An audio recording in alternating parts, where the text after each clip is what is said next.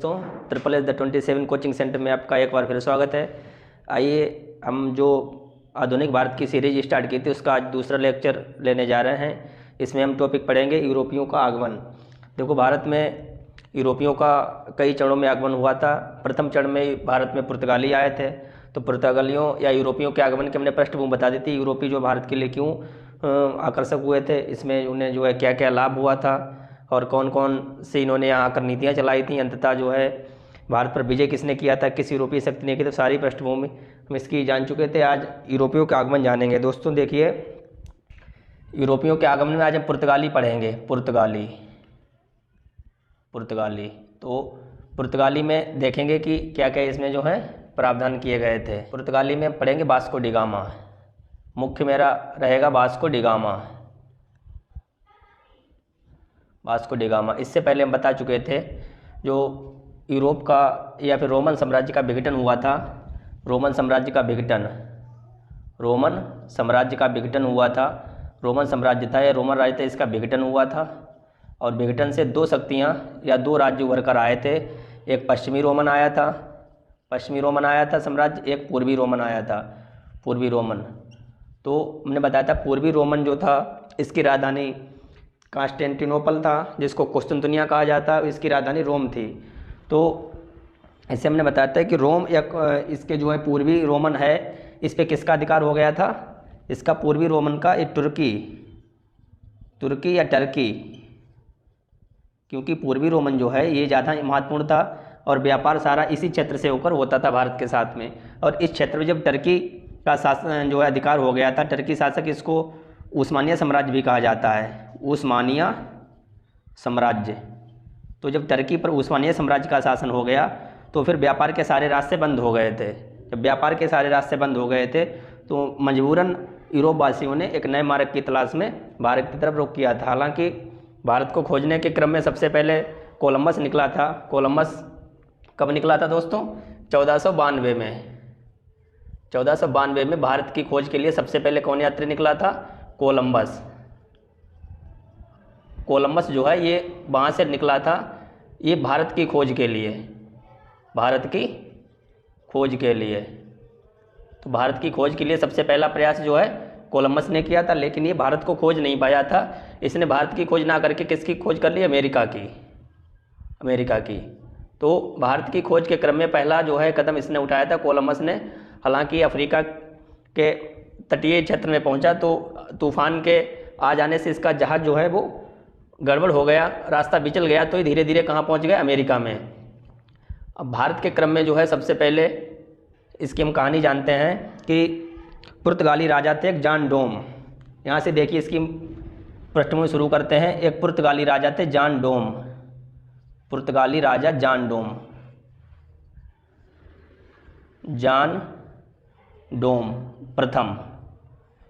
डोम प्रथम, ये पुर्तगाली राजा थे। इनकी चौथी संतान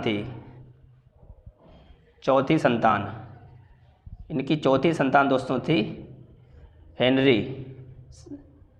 सर हेनरी। इनकी चौथी संतान थी सर हेनरी। तो सन हेनरी के नाम एक पोप ने आज्ञा पत्र जारी किया। जो ईसाई जगत का प्रमुख होता है पोप, इसने जो है एक आज्ञा पत्र निकाला। आज्ञा पत्र जो है हेनरी के नाम जारी किया। हेनरी के नाम इसने क्या इसमें जारी किया था कि अफ्रीका जो द्वीप है, अफ्रीका देश है, उसका एक था नोर द्वीप। तो नोर द्वीप से भारत तक की क्षेत्र जो है खोज करने के लिए इसको दे दिया गया था। बशर्ते ये थी कि जितने भी क्षेत्र ये खोजे, जितने भी रास्ता राहें खोजे, तो उसमें जो भी निवास करते हैं उनको ईसाई धर्म बनाना था। तो ये इसका जो आज्ञा पत्र था ये इंपॉर्टेंट था। आज्ञा पत्र किसके नाम जारी किया था? हेनरी के नाम। हेनरी कौन था? सर जान डोम की चौथी संतान थी। तो इसने आज्ञा पत्र में क्या? अफ्रीका के नोर द्वीप, ये दोस्तों इंपॉर्टेंट है, पूछा जाता है। अफ्रीका के नोर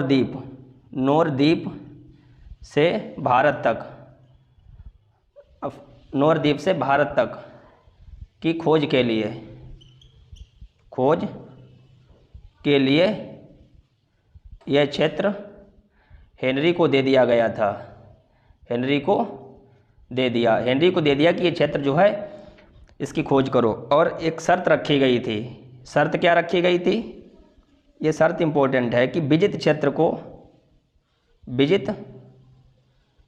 को ईसाई धर्म में परिवर्तन करना, यानी ईसाई बनाना। विजित क्षेत्र जो भी इसमें निवासी हैं उनको ईसाई धर्म में परिवर्तन करना, ईसाई धर्म में परिवर्तन, ईसाई धर्म बनाना। तो यहाँ से कहानी स्टार्ट होती है। एक पुर्तगाली राजा था जॉन डोम प्रथम, उसकी चौथी संतान थी सर हेनरी। सर हेनरी को पोप होता ईसाई जगत का प्रमुख।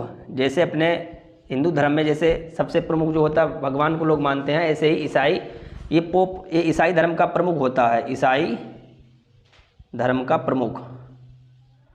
तो इसने एक आज्ञा पत्र जारी किया था हेनरी के नाम। इस आज्ञा पत्र में क्या कहा गया था कि अफ्रीका के नोर द्वीप, ये इंपॉर्टेंट है, नोर द्वीप ये अफ्रीका में है, यहाँ से भारत तक या हिंद महासागर तक जैसा भी आ जाए, तो अफ्रीका के नोर द्वीप से भारत तक की खोज के लिए यह क्षेत्र हेनरी को दे दिया। इस आज्ञा पत्र में शर्त क्या रखी कि इस विजित क्षेत्र को ईसाई धर्म में परिवर्तन करना। जो भी यहाँ निवासी रह रहे हैं, जो भी क्षेत्र आप जीतो तो उसको ईसाई धर्म में परिवर्तन करते चलो, ईसाई धर्म का प्रचार प्रसार करने की शर्त रखी गई थी। तो मुख्य रूप से इसमें हो गया सर हेनरी। तो सर हेनरी के बारे में हम पढ़ेंगे। तो इसने कैसे भारत की खोज के लिए अलग अलग अभियान भेजे थे, तो इसको देखिए।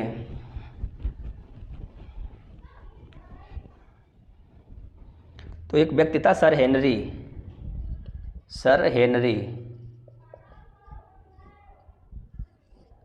इसको द नेविगेटर कहा जाता है। इंपॉर्टेंट पॉइंट है, खूब एग्जाम में पूछा जाता है। द नेविगेटर इसका हिंदी में अर्थ होता है पथ प्रदर्शक यानी रास्ता दिखाने वाला। अब इसके ही संरक्षण में इसने भारत की खोज के लिए, क्योंकि अब ये क्षेत्र इसको दे दिया गया था खोजने के लिए, तो इसने भारत की खोज के लिए अलग अलग अभियान भेजे। एक के बाद एक इसने कई अभियान भेजे, लेकिन सारे जो भी दल जाते थे खोज के लिए वो अफ्रीका के दक्षिणी द्वीप उत्तमाशा अंतरीप तक जाते जाते वो तूफान के शिकार हो जाते थे, समुद्र के शिकार हो जाते जैसे ही, क्योंकि जो भौगोलिक परिस्थितियाँ वहाँ की सही नहीं है, तो जो भी दल जाते थे, जो भी अभियान जाते थे वो वहीं समुद्र में शिकार हो जाते थे। तो इसने देखो यहाँ पे एक पॉइंट लिखो आप कि इसने हेनरी ने इसने खोज के लिए, भारत की खोज के लिए एक से एक के बाद एक कई अभियान भेजे। अभियान लिख लो, दल लिख लो, इसने भेजे, लेकिन ये सब असफल रहे। किसी ने भी जो है खोज नहीं कर पाई, असफल रहे। और ये सारे जो है उत्तमाशा अंतरीप, एक होता उत्तमाशा अंतरीप तक ही पहुंच पाए। ठीक, पहुंच पाए। इसके बाद में ये समुद्र का शिकार हो गए, तो ये सारे अफ्रीका के पश्चिमी तट के सहारे ये सारे अभियान आते थे। जैसे अफ्रीका की अगर आप मैप बनाओ तो ऐसा है बिल्कुल।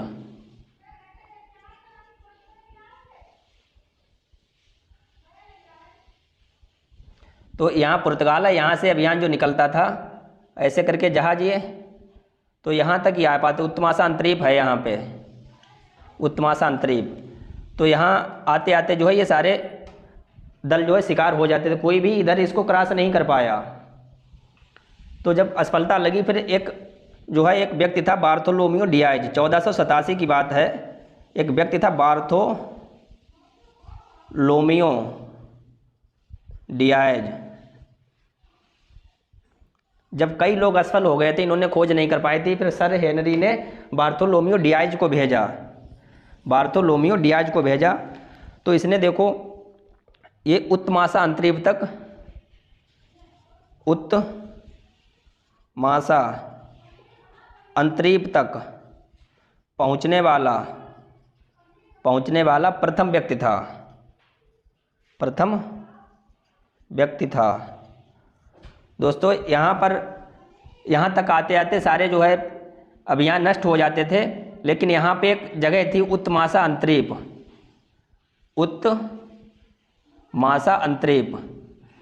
तो यहाँ तक आने वाला, यानी यहाँ से चलता था, यहाँ पे ये पुर्तगाल है, जो पढ़ रहे हैं पुर्तगाल, तो ये पुर्तगाल है। पुर्तगाल से व्यक्ति चला और यहाँ तक आ पाया।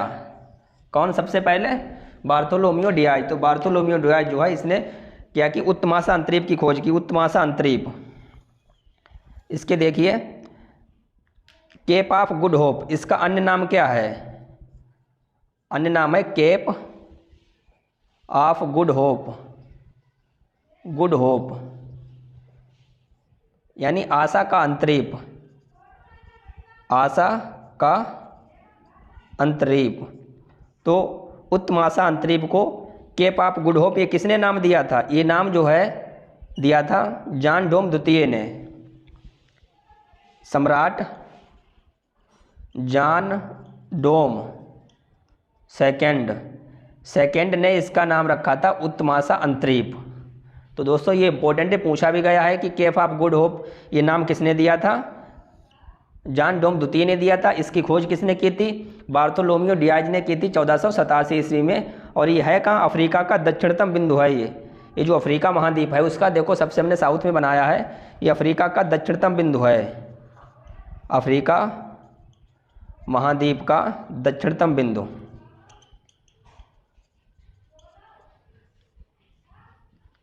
अफ्रीका महाद्वीप का दक्षिणतम बिंदु। तो देखिए दोस्तों हमें यहाँ से कितनी जानकारी मिल गई।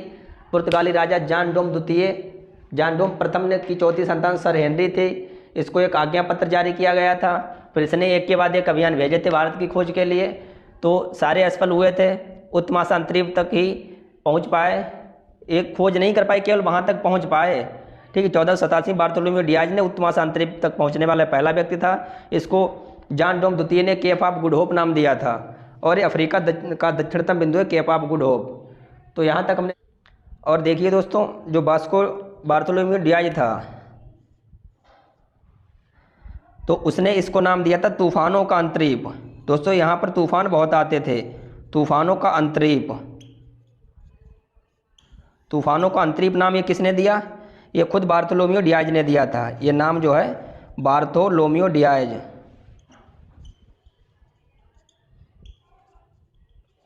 तो इसके दो नाम हो गए, केप ऑफ गुड होप, तूफानों का अंतरीप या फिर उत्तमाशा अंतरीप। ये सारे नाम ध्यान रखना, यहाँ से प्रश्न पूछे जाते हैं। अब देखिए दोस्तों पुर्तगाल से यहाँ तक की खोज हो गई थी। अब आगे किसने खोजा इसको, आइए देखते हैं। देखिए यहाँ पे एक मैप बना लो हल्का सा।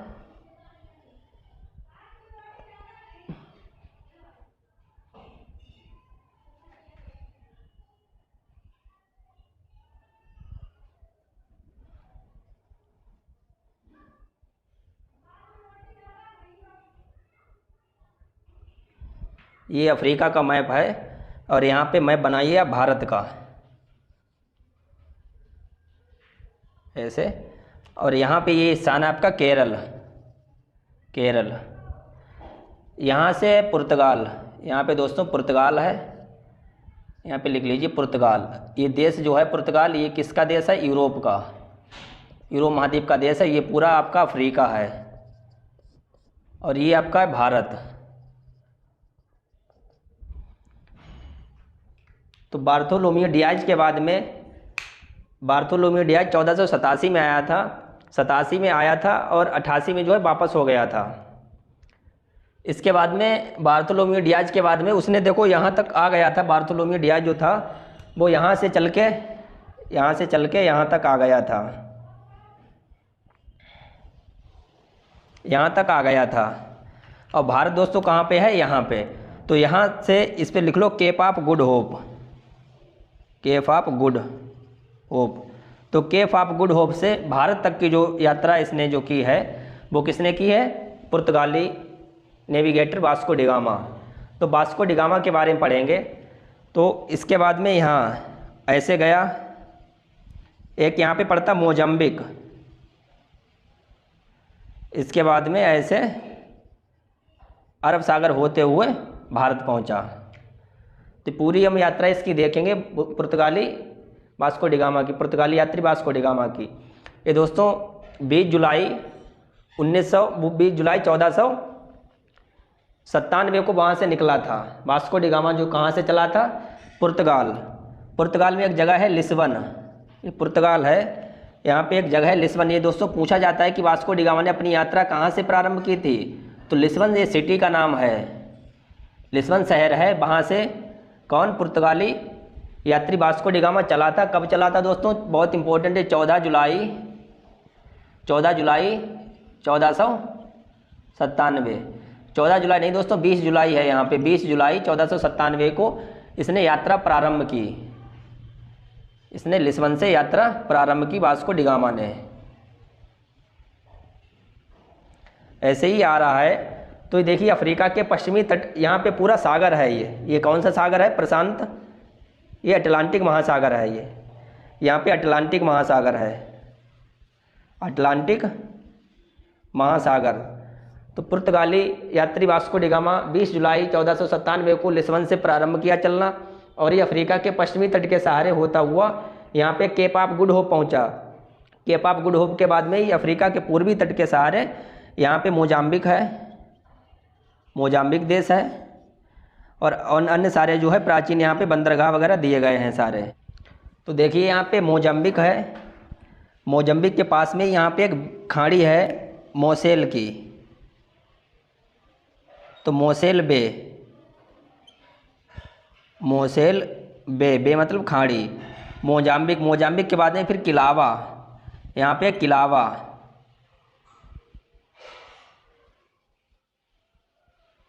किलावा या कालिंदी, कालिंदी, कालिंदी दोस्तों बहुत ही इम्पोर्टेंट है, कालिंदी। तो किलावा, मोसेल बे, मोजाम्बिक, किलावा, कालिंदी, इस रास्ते से ऐसे ही एक यहाँ पे दोस्तों जंजीबार, यहाँ पे एक जंजीबार भी है, जंजीबार लिख लेना अगर ना दिख रहा हो तो। ये इसी रास्ते से जंजीबार, मोजाम्बिक, किलावा, किलावा के बाद में कालिंदी, तो यहाँ पर दोस्तों आ गया था कालिंदी बंदरगाह तक।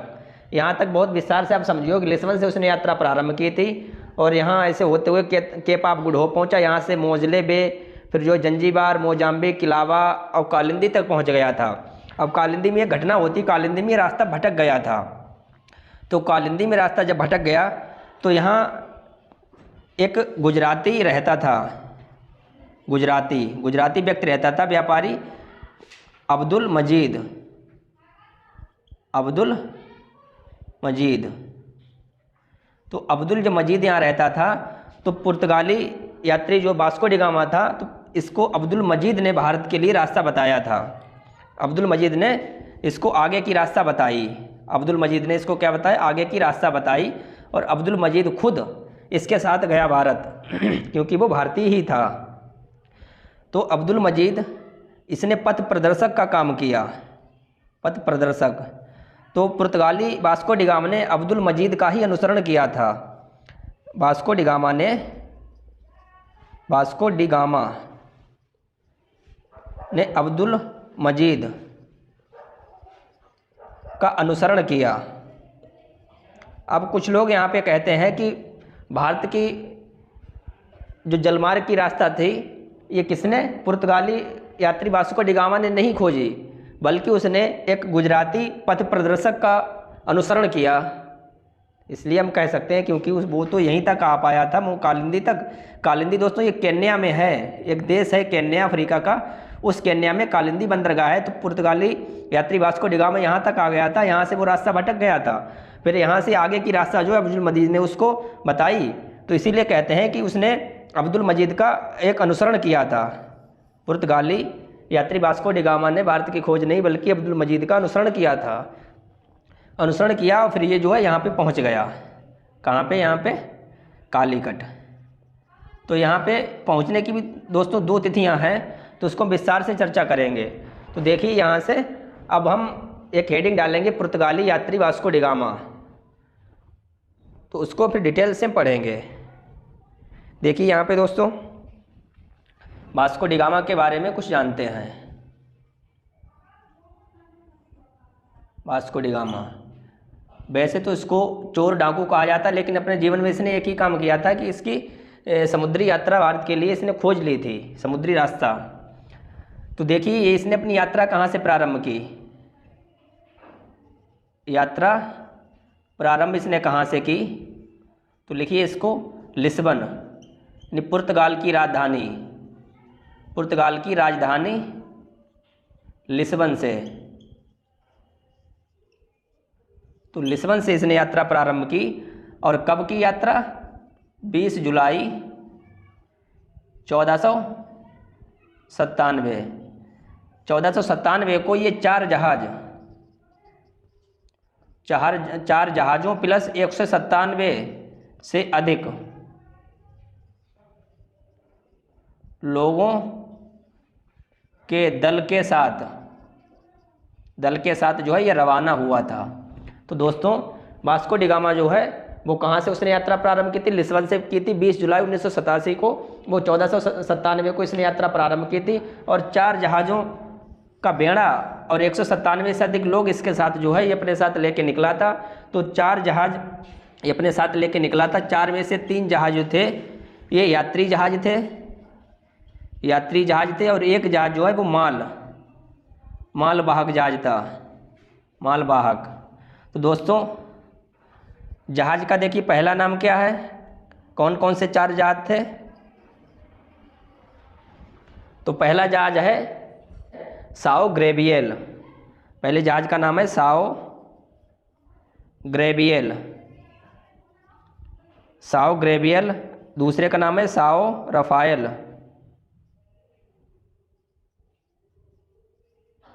तीसरा बोरियो। और चौथे जहाज़ जो है इसका कोई नाम नहीं था, कोई नाम नहीं इसका मिलता है। तो वास्को डी गामा ने लिस्बन से अपनी यात्रा प्रारंभ की 4 जहाज़ों 197 लोगों के साथ में। 4 जहाज़ में पहला साओ ग्रेबियल, साओ रफायल और बोरियो, ये 3 जहाज़ जो है ये यात्री जहाज़ थे। एक जहाज़ जो है मालवाहक था। इनसे संबंधित यात्रा संबंधित जो भी माल था इसमें रखा था। बाकी 197 लोग और स्वयं पुर्तगाली यात्री वास्को डी गामा इन जहाज़ों पर जो है तैनात था, बैठा था। साओ ग्रेबियल दोस्तों ये मुख्य जहाज़ था, ये मुख्य जहाज़ था। और वास्को डी गामा इसी जहाज़ पर बैठा था। वास्को डी गामा इसी जहाज़ पर था। वास्को डी गामा इसी जहाज़ पर था। पेरो द अलेंकर, इस जहाज़ का जो है चालक कौन था? पेरो द अलेंकर। तो दोस्तों यहाँ पे देखिए वास्को डी गामा ने यात्रा प्रारंभ की कहाँ से? लिस्बन से, पुर्तगाल की राजधानी लिस्बन से। कब यात्रा प्रारंभ की थी? 20 जुलाई 1497 को 4 जहाज़ों के साथ और इसके साथ में 197 से अधिक लोगों का दल था। ये सभी लोग जो है 4 जहाज़ों के साथ रवाना हुए थे। 4 जहाज़ों में 3 जहाज़ दोस्तों जो है ये यात्री जहाज़ थे, जिसमें पहला नाम है साओ ग्रेबियल, साओ रफायल और बोरियो। 3 जहाज़ ये साओ ग्रेबियल दोस्तों मुख्य जहाज़ था, इसमें वास्को डी गामा बैठा था और इसका चालक पेरो द अलेंकर था। बाकी ये 2 अन्य जहाज़ थे और एक मालवाहक जहाज़ था जिसका कोई नाम का उल्लेख नहीं मिलता है। तो ये दोस्तों इसकी कुछ मुख्य बातें हैं। इसके बाद जब इसने चलना प्रारंभ किया तो सबसे पहले ये केप ऑफ गुड होप आया, यहाँ से होते हुए पश्चिमी तट से फिर जंजीबार, मोजले बे, मोजाम्बिक, किलावा और कालिंदी तक आया। कालिंदी जब पहुँच गया था तो इसमें गुजराती अब्दुल मजीद ने इसको आगे की रास्ता बताया, यानी भारत जाने के लिए रास्ता बताई थी। तो जब दोस्तों यहाँ पर पहुँचा था भारत, तो भारत पहुँचने के क्रम में देखिए कुछ अन्य जानकारी यहाँ पर बता रहे हैं आपको, तो इसको हम रफ कर रहे हैं। ये दोस्तों देखते हैं। तो वास्को डी गामा दोस्तों बताओ कि वास्को डी गामा भारत में सबसे पहली बार कब और कहाँ पहुँचा था? यही दोस्तों प्रश्न है। यहीं पे बच्चे कंफ्यूज हो जाते हैं कि वास्को डी गामा सबसे पहले कालीकट आया था, कालीकट बंदरगाह पर आया था या फिर अन्य कहीं जगह आया था। तो वास्को डी गामा सर्वप्रथम कालीकट या इसको कोझिकोड भी कहा जाता है, कोझिकोड, कालीकट के उत्तर में 16 किलोमीटर दूर कप्पड़ तट पर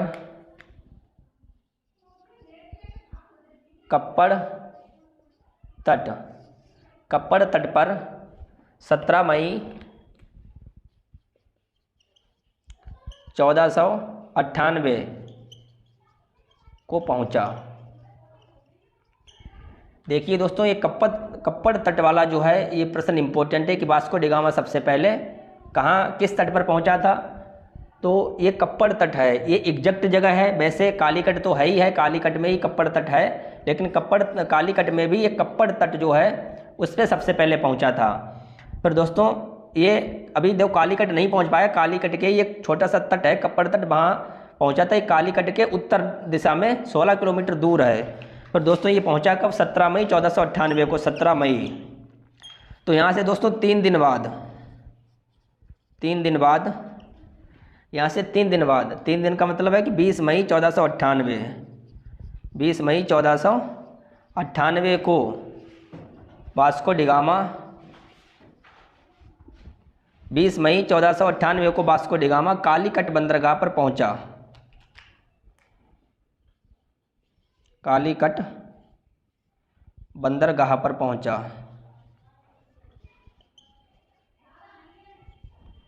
देखिए दोस्तों, अब यहाँ से 2 तरह के प्रश्न बनते हैं। एक तो 17 मई डेट आती है, वास्को डिगामा जो है कालीकट कब पहुंचा। एक तो 17 मई की डेट आती है बुक्स में, एक आती 20 मई की। तो आपको बताना है कि वास्को डिगामा कालीकट कब पहुंचा और वास्को डिगामा सबसे पहले भारत में कहाँ गया, वास्को डिगामा सबसे पहले कालीकट बंदरगाह पर कब पहुंचा। तो तीनों जो है प्रश्न अलग अलग है, लेकिन इनके आंसर देखिए। पूछे कि वास्को डिगामा भारत में सबसे पहले कहाँ गया, तो वास्को डिगामा गया कालीकट। कालीकट में भी पूछे कहाँ गया, तो कप्पड़ तट। कब गया? 17 मई को। और अगर पूछे आपसे कि वास्को डिगामा सबसे पहले कालीकट बंदरगाह पर कब पहुंचा, तो कालीकट अगर बंदरगाह नाम दिया हो तो कालीकट बंदरगाह पर 20 मई 1498 को पहुंचा। अगर कालीकट जो है शहर पूछे तो ये 17 मई को। बंदरगाह और शहर में अंतर है। ये कप्पड़ तट जो है कालीकट में ही आता है। तो इसके बाद में ये पहुंच गया। तो यहाँ का शासक कौन था दोस्तों? जब कालीकट पहुंचा तो यहाँ का शासक था वास्को डिगामा, वो यहाँ का शासक था जमोरिन। यानी कालीकट का शासक कौन था? कालीकट का शासक जमोरिन। ये हिंदू राजा था, हिंदू राजा या शासक जमोरिन था। जमोरिन ने इसका जो है स्वागत किया था। जमोरिन ने इसका स्वागत किया था। जमोरिन इसकी जो पैतृक उपाधि थी दोस्तों, ये ध्यान रखना। जमोरिन इसकी जो है पैतृक उपाधि थी। जमोरिन ये पैतृक उपाधि थी।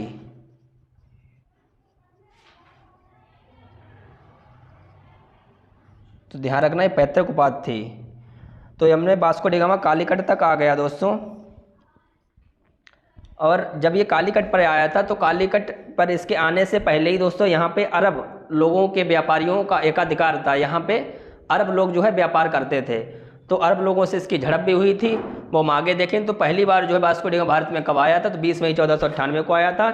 इसके बाद में 2 बार और आया था। वास्को डिगामा अपने पूरे जीवन में 3 बार भारत आया था। तो 3 बार भारत आया था। अंतिम बार दोस्तों कब आया था? 1524 ईस्वी में अंतिम बार भारत आया था। तो अंतिम बार ये किस रूप में आया था? ये पुर्तगाली गवर्नर के रूप में आया था वास्को डिगामा। तो आने के बाद में इसकी गोवा में ही मृत्यु हो गई और बाद में इसको गोवा के कोचीन में, वास्को डिगामा की मृत्यु कहाँ हुई थी? कोचीन में। वहीं पर इसका जो है समाधि बनाई गई है। तो अंतिम बार वास्को डिगामा 1524 को आया था। पहली बार वास्को डिगामा 1498 को आया था। दूसरी बार 1502 को आएगा। तो वो भी अभी हम देखेंगे। तो अभी वास्को डिगामा पहला पुर्तगाली यात्री भारत में आ गया, यानी पहला दल या पहला मिशन ये भारत में आ गया। इसके बाद में देखेंगे अब कौन आया दूसरा।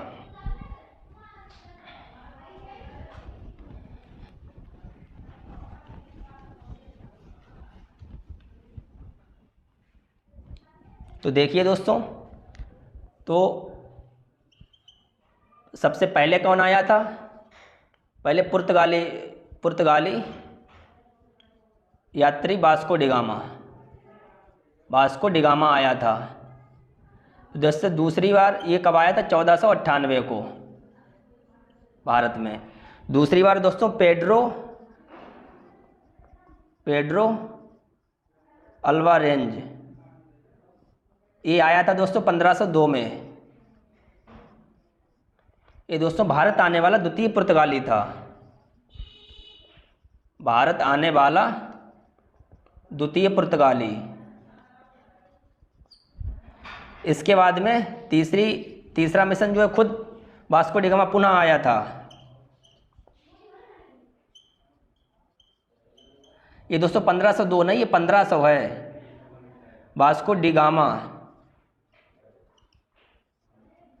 ये पुनः आया, ये दोस्तों 1502 में आया। इसके बाद में फिर चौथी बार पुनः वास्को डी गामा आया, चौथा मिशन के रूप में। अंतिम बार, इसमें लिखो अंतिम बार वास्को डी गामा आया। अंतिम बार दोस्तों वास्को डी गामा आया, ये कब आया? 1524 में। तो देखो 1498 में वास्को डी गामा आया, 1502 में आया और 1524 में आया। तो वास्को डी गामा कुल कितनी बार आया? कुल दोस्तों आए भारत में 3 बार। ये जो अंतिम बार आया था ये पुर्तगाली वायसराय के, पुर्तगाली गवर्नर के रूप में आया था, पुर्तगाली गवर्नर के रूप में।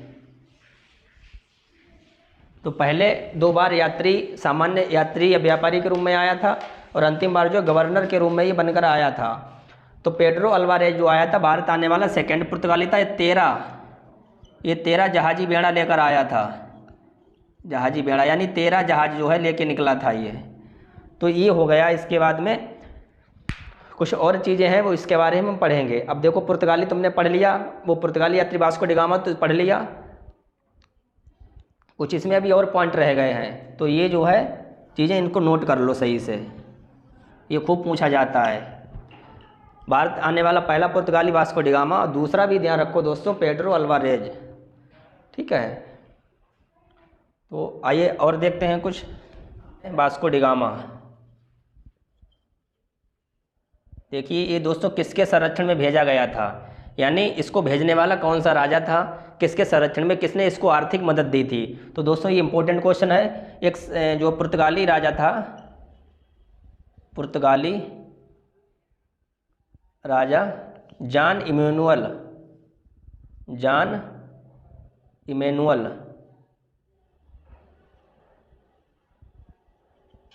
प्रथम के संरक्षण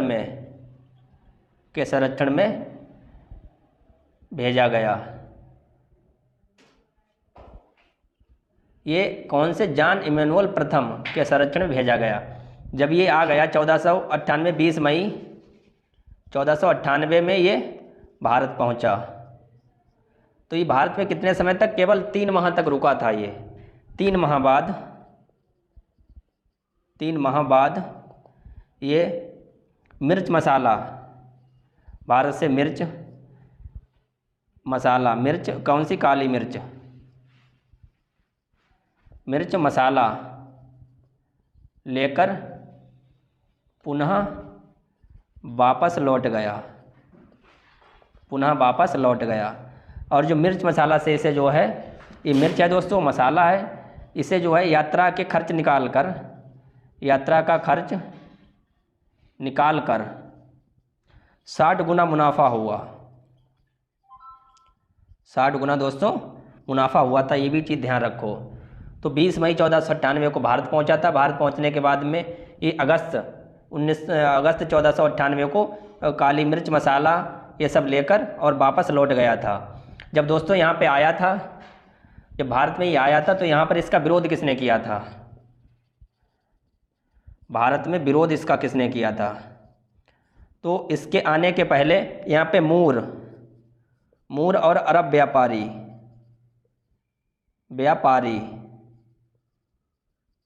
व्यापारियों ने इसका विरोध किया था। ये भी दोस्तों इम्पोर्टेंट प्रश्न है। तो यहाँ पे मूर और अरब व्यापारी पहले से ही व्यापार कर रहे थे, तो उन्होंने इनका विरोध किया था, इनसे झड़प भी हुई थी। लेकिन वास्को डी गामा का जो है ये शासक, यहाँ तक स्थानीय शासक था जमोरिन ने स्वागत किया। ये ध्यान रखना, जमोरिन ने इसका विरोध नहीं किया था पहली बार, जमोरिन ने स्वागत किया था। मूर और अरब व्यापारी ने इसका विरोध किया। 3 माह बाद मिर्च मसाला काली मिर्च लेकर पुनः वापस लौट गया। और ये यात्रा लिखा है, यात्रा का खर्च निकालकर इसको 60 गुना मुनाफा हुआ था। तो ये भी जानकारी ध्यान रखो। जॉन इमैनुअल फर्स्ट के संरक्षण में ही भारत भेजा गया था, इसने ही सारा इसका खर्चा जो भी है वो इसका वहन किया था। तो ये जानकारी भी अपनी उसमें वास्को डी गामा के नोट्स में ऐड कर लो। दोस्तों जो जमोरिन है,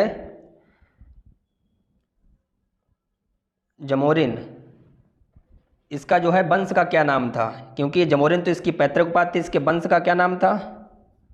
नेदुरप्पम, नेदुरप्पम स्वरूपम, नेदुरप्पा या नेदुरप्पम स्वरूप, ये इसके वंश का नाम था। ये भी ध्यान रखना, इस वंश का ये जमोरिन था। जमोरिन इसकी पैतृक उपाधि थी, तो इसको भी दोस्तों ध्यान रखना। और दोस्तों जमोरिन को मलयालम भाषा में क्या कहा जाता है? इसको मलयालम भाषा में मलयालम भाषा में इसको कहा जाता है सिमुतिरी, सिमुतिरी, सिमुतिरी। तो जमोरिन ने इसका स्वागत किया था। जमोरिन के वंश का नाम क्या था? नेदुरप्पम स्वरूप। ये मलयालम में इसका क्या नाम था? सिमुतिरी। और इसके जमोरिन ये पैतृक उपाधि थी। इसकी राजधानी, इसकी मुद्रा क्या थी? ये फणम थी, इसकी मुद्रा फण, इसकी मुद्रा फणम थी। यहाँ का ये कालीकट का शासक था।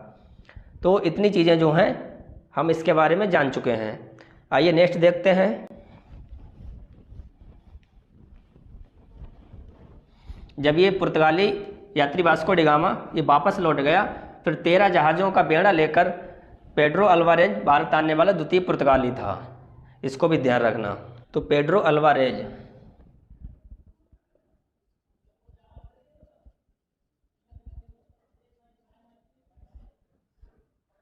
पेड्रो अल्वारेज ये भारत आने वाला द्वितीय सेकंड पुर्तगाली था। भारत आने वाला सेकंड पुर्तगाली था। ये कब आया था? सन 1500 में। सन 1500 में ये आया था 13 जहाजी बेड़ा के साथ, 13 जहाजी बेड़ा के साथ ये आया था। और जब ये आया था, इसका जो है अरब व्यापारी ने विरोध किया था, तो इससे जो है इनकी झड़प भी हुई थी। और इसने 1500